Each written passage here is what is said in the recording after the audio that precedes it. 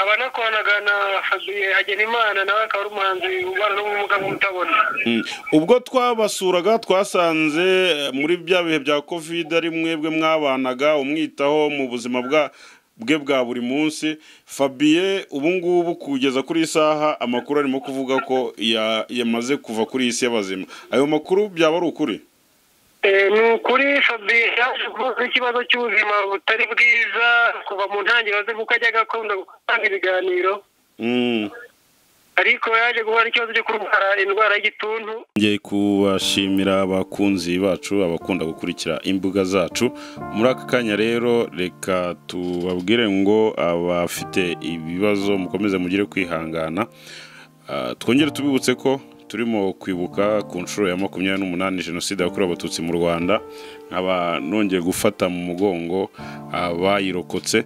Muri aka kanya rero iyi nkuru itugezeho ni inkuru y'akababaro hano ku mbuga zacu, tukaba tugiye kubabwira inkuru y'akababaro y'umuhanzi mwakunze muri benshi uzwi ku izina rya Fabien. Abenshi bamuzi aririmbana na The Ben indirimbo yitwa Uri Byiringiro.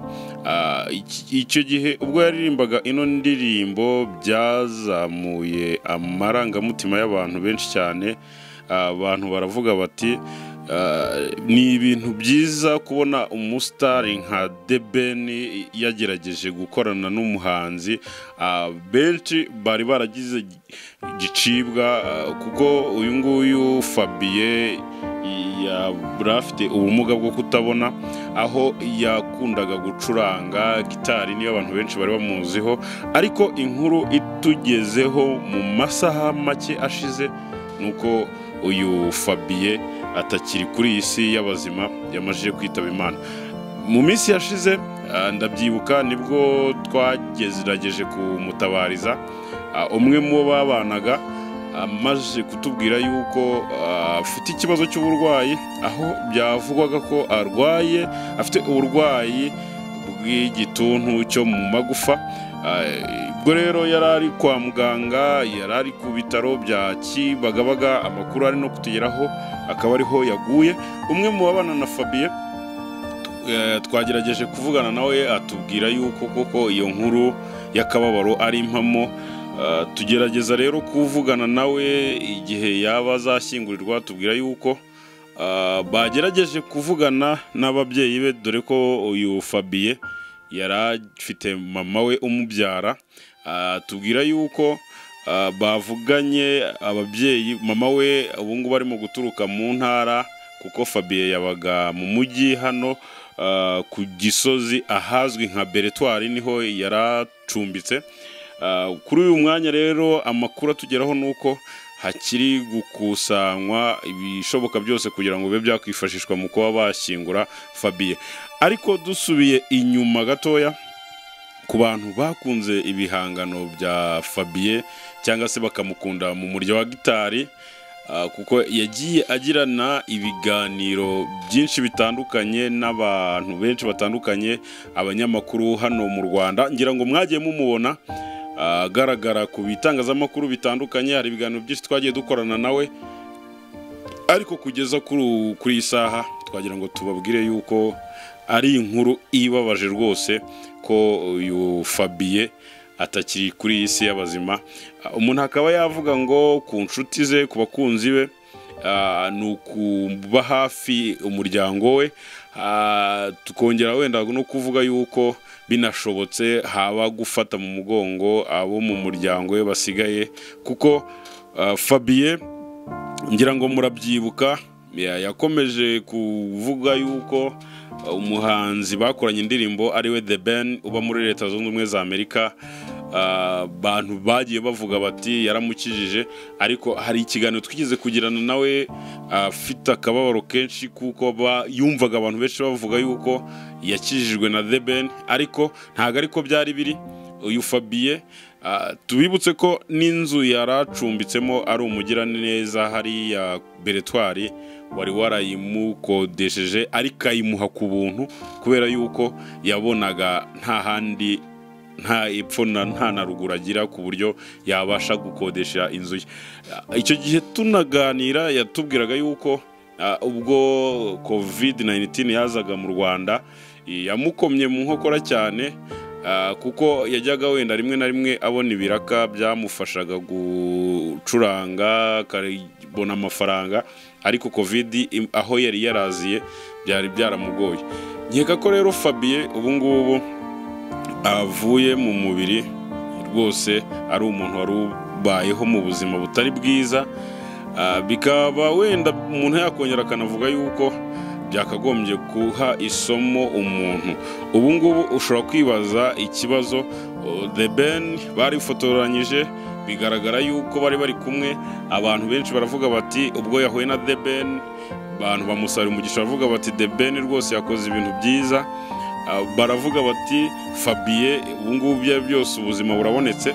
Ariko ntekereza yuko The Ben nawe aho ari muri Leta Zunze Ubumwe za Amerika, naramuka yumvishe iyi nkuru arasigarana inkomanga ku mutima, kuko ibintu byinshi yagiye asezerana na nyakwigendera agiye batabigezeho, kandi wenda The Ben yari afite ubushobozi bwo kuba byagerwaho.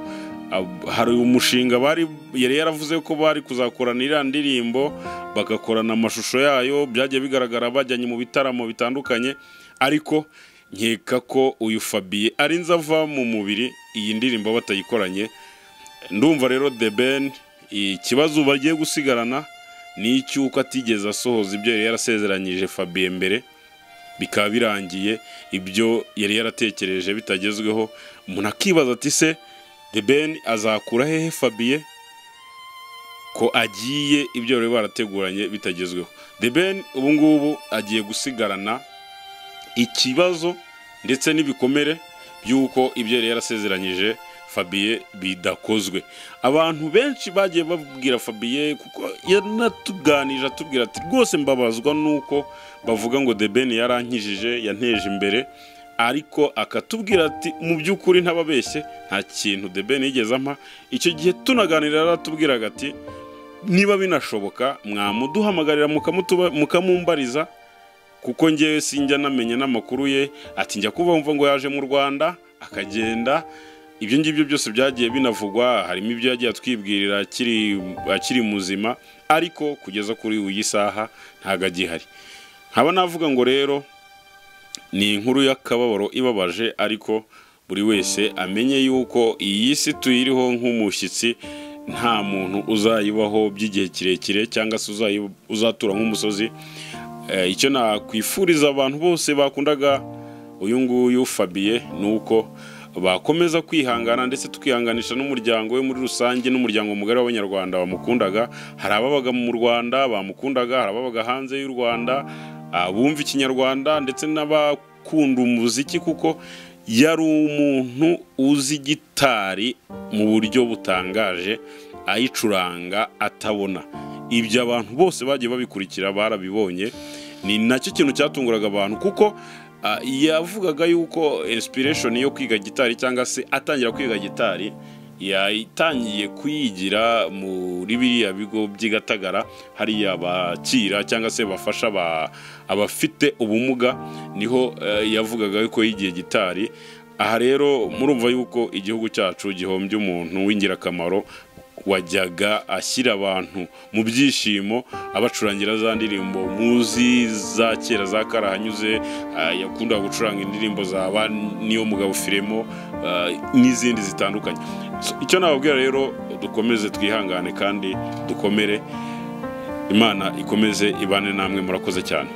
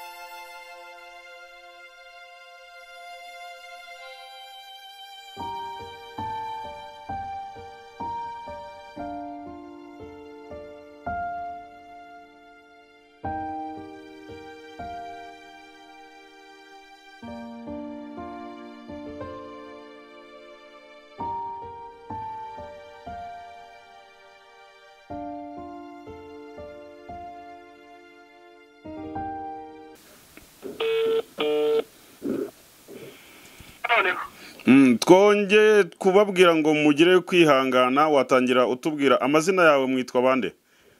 Njye nitwa Ryumugabe Muhinda Etashi. Abantu umuhanzi w'indirimbo nyarwanda. Abanakoranaga na Fabien Hagenimana nawe akaba ari umuhanzi ubana n'ubumuga bw'utabona.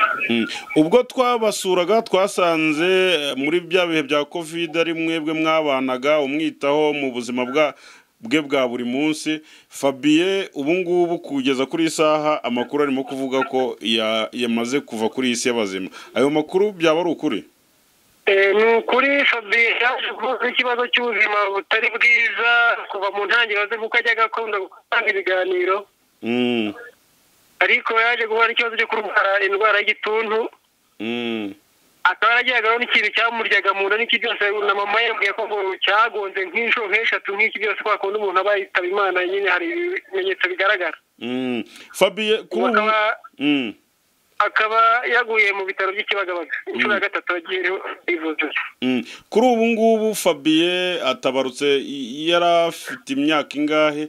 Ese Fabien ubusanzwe yari yubatse nabyo watubwira? Fabien ntabwo yigeze agira urugo ngo agire umuryango yubake, agire umugore ntawe. Atabarutse afite imyaka 44. Kuri ubu ngubu ubundi Fabien yavukaga hehe? Kuko birazwi ko ndabizi ko ari we mwabanaga mu buzima bwe bwa buri munsi. Fabien bundi Fabien njye mubonye nyine ari umuntu ujyanye n'ubuhanzi, mufasha gukora nishoboye mu 2001. Ariko avuka aho bita Gashikiri mu cyahoze ari komine Ruhashya. Mama we akaba yarimutse aho bita Gisagara. Muri make tukaba twatuye ku Gisozi aho bita umudugudu wa Byimana. Kuri ubu ngubu ni iki kintu wabona nk'icyuho ku kuba Fabien atuvuyemo? Ni ikihe cyuho ubona gisigaye cyane cyane mu muziki nyarwanda?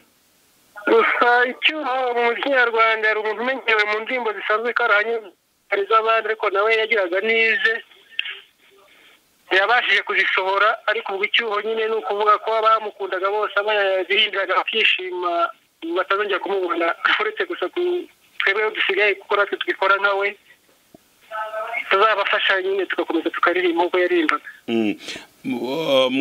Ibyo byose uzi amakuru ye? The Ben bigeze gukorana indirimbo yakoranye na The Ben yitwa ngo iki? Indirimbo yakoranye na The Ben yitwa Ibyiringiro. Umushinga wayo wo kuyikora wari wararangiye, watubwira? Hariho gahunda ko nabyumvise ko nanjye nawe mfite ikibazo y'ubuga n'ifunzwe, ariko mfunzwe nasanze byarabaye kuri Arena. Ariko umushinga wayo hariho gahunda y'uko bazakorana amashusho kuko baririmbanye bakazakorana amashusho, ariko irangiye netabaye. Ko hari amakuru yajyaga avuga yuko The Ben yafashaga Fabien, ayo makuru waba uyazi? Nabyo watubwira? Ikibazo ntabwo kiriho.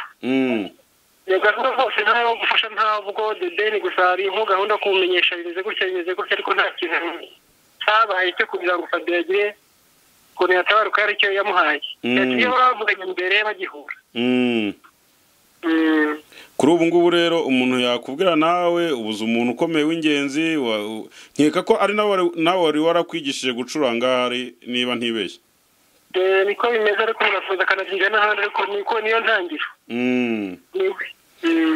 Aba rero nababwira ngo ni ukwihangana, mukomeze kwihangana mwebwe mwabanaga ndetse n'umuryango we muri rusange. Murakoze cyane kandi twese. Muteganyije ko azashyingurwa ryari Fabien? Ejo kwa kabiri tuzamujyana Ikinyinya saa 5. Nibwo azashyingurwa Ikinyinya? Sawa, murakoze, mukomeze mwihangane. Ntabwo mwakoze kutihanganisha kandi ko gikorwa kumera.